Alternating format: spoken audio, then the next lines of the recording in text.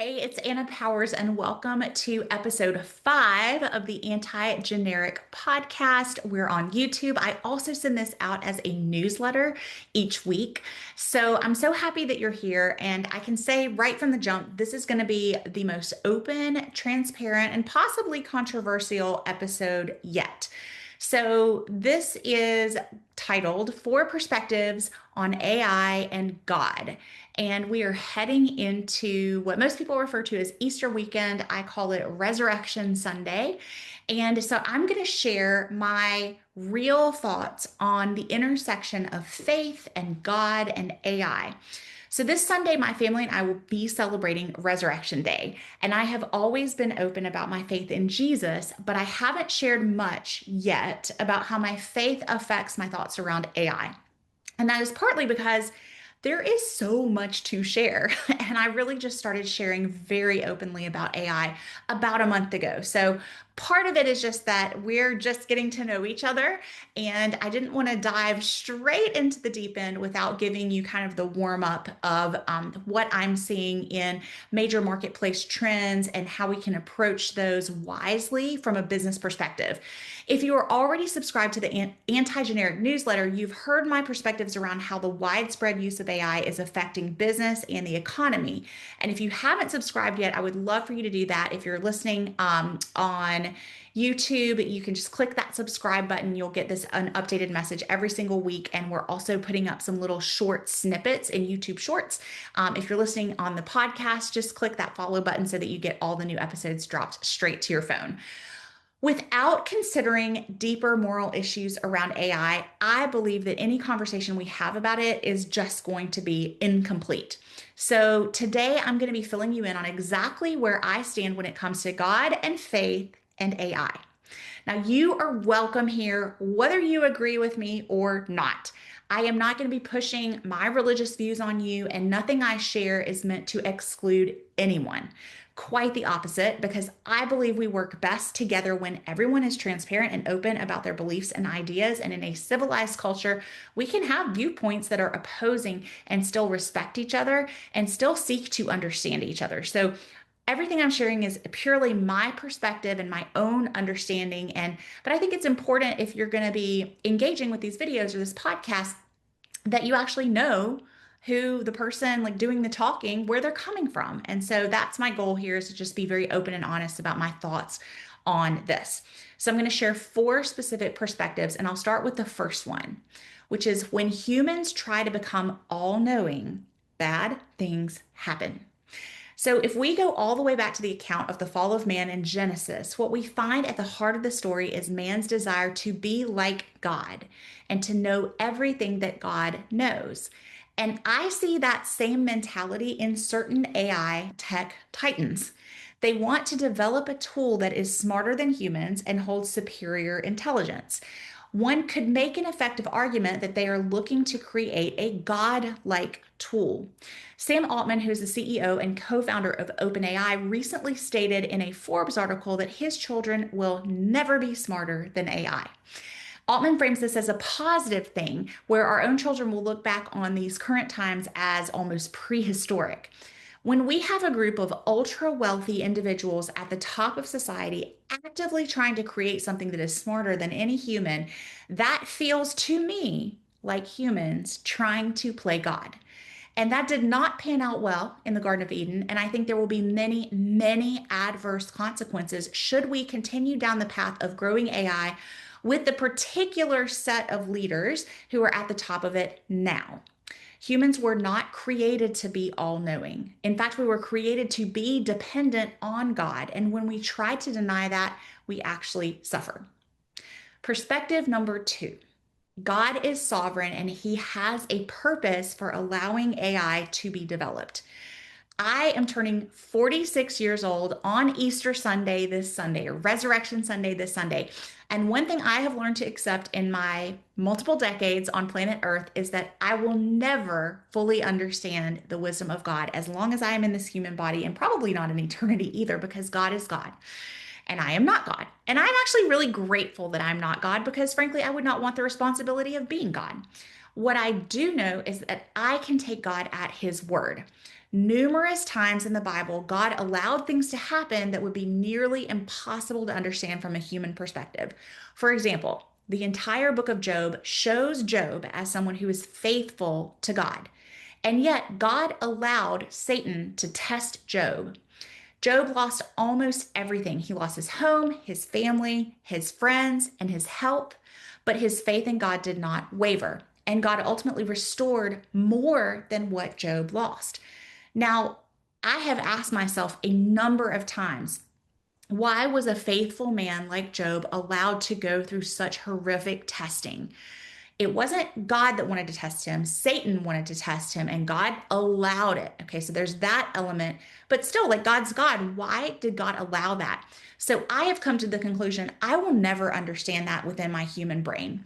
And I'm okay with not understanding that.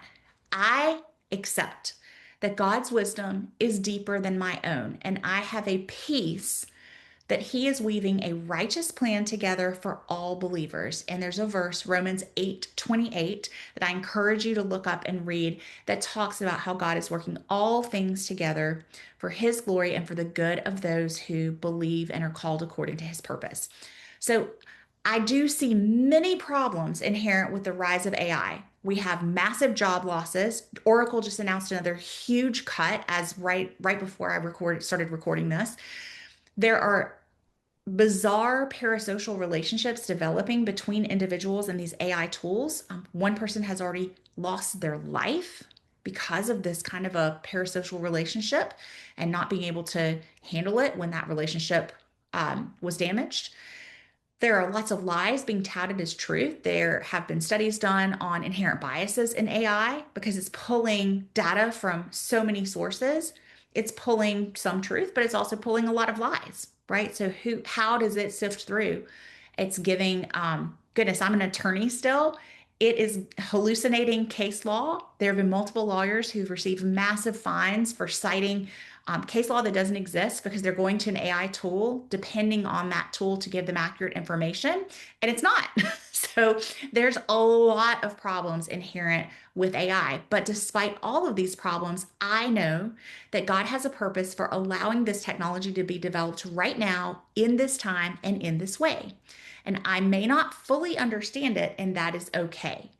My purpose and my obligation is to trust God to lead me around how to use these tools with discernment, and also how to teach others how to use these tools in a way that honor Him. Perspective number 3. We have more influence from inside the system. So this one might be a little controversial. There are some faith-based business owners and executives who just want to bury their heads in the sand and pretend like AI will go away on its own. They don't want to have anything to do with it. They think it's actually a moral failure of yours if you use it. They say, and this isn't just conservatives, by the way. Sometimes these are liberals. You're ruining the environment if you're using this at all. You are everything that's wrong with society if you're using this tool at all. Time and time again throughout the Bible, we see that some of the greatest and most prolific changes to society were made when believers worked inside the systems that were oppressing them. For example, if you look at the story of Esther, Esther was only able to save the Jews as the wife of King Ahasuerus. She had to gain access to power to be able to make a real impact in the lives of an entire nation of people. Daniel from the Bible also worked from the inside. He was a part of the royal court, and yet he still made requests to honor his faith, to be allowed to eat as God would have him eat, according to the dietary restrictions that he understood God to have given his people. And he proved that God's way was the best way as he grew stronger and healthier by following the dietary rules of God's people instead of eating all of the rich food that all of the other young men at the court were given. And in so doing, he actually became an example of the wisdom of God's plan. So he could only do that from the inside. If he had ostracized himself and separated himself and refused to even be a part of the court, he couldn't have shown that example. Even Moses, who led the Jews out of Egypt, even Moses was raised by Pharaoh's daughter.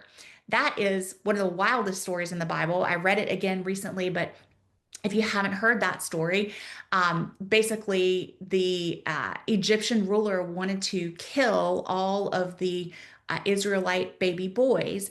And so Moses's mother, when he was born, did not want him to perish. So she hid him in a basket of reeds and put him in the river and placed Moses's sister nearby to see what happened to Moses, the little baby, in the river.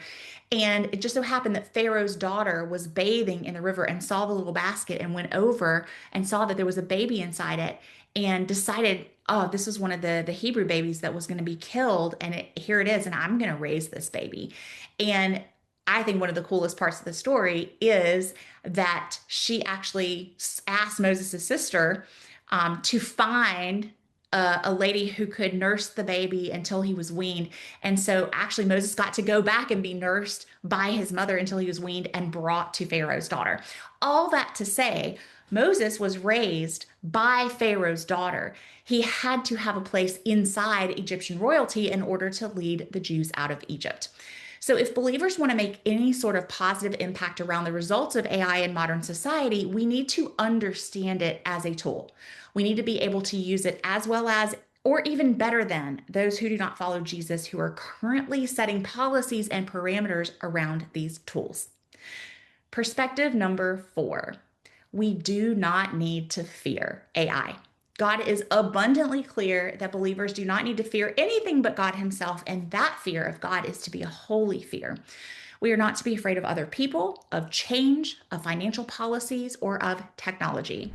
My life verse is Romans 8:31, and it says, "What then shall we say in response to this, my brothers? If God is for us, then who can be against us?" We are not called to fear AI. I am in an industry of copywriting that was totally disrupted by AI.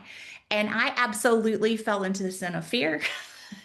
And I talked about that actually in episode 1, way back, the very first episode that I recorded. So you can go back and listen to episode 1 of the Anti-Generic podcast or the YouTube channel to see all of my feelings around it originally. But look, I'm a human. I'm going to get it wrong from time to time. And I realized as I fought with it over the couple of years that it took me to really wrestle with it, I should not be afraid of this tool. This is a tool. I do not have to be afraid of this tool. If you are a believer, you are called to serve God in all that you do. And your work is a form of worship. And if your work touches realms that AI touches, which mine certainly does with copywriting and messaging, I believe it's your responsibility to understand it and to use it according to the discernment that God gives you. I'll say that once more. If your work touches realms that AI touches, I believe it is your responsibility to understand it and to use it according to the discernment that God gives you. My final note on this is very personal. So a person that I very much respect in business told me that if I were to share about Jesus within this newsletter, podcast, YouTube channel, that it would be like dropping an F-bomb to some people. It would be so offensive to some people. And I believe that this person who told me this was well-intentioned and genuinely trying to help me. Because my goal with this recording is to help as many people as possible. I want to share my perspective from 12 years as a digital marketer, as well as my perspective as an attorney who's trained to objectively look at a lot of different issues of whatever's coming up in the marketplace. I want to shine light on pressing issues that are affecting people's businesses in a very real way.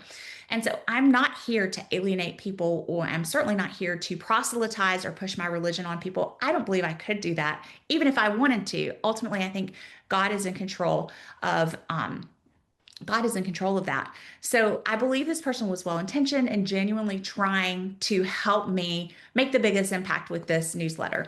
But God did not give me a platform to deny that He is the only reason I have a business. Jesus is the only reason that I can feel secure in my work, in my relationships, in my life. No matter what stormy circumstances are going on around me, my faith is what brings me through. My belief that God has a purpose for me and a calling on my life and is shepherding me through all different kinds of work that I've done throughout my career and has His hand on my future too, far before I can see it.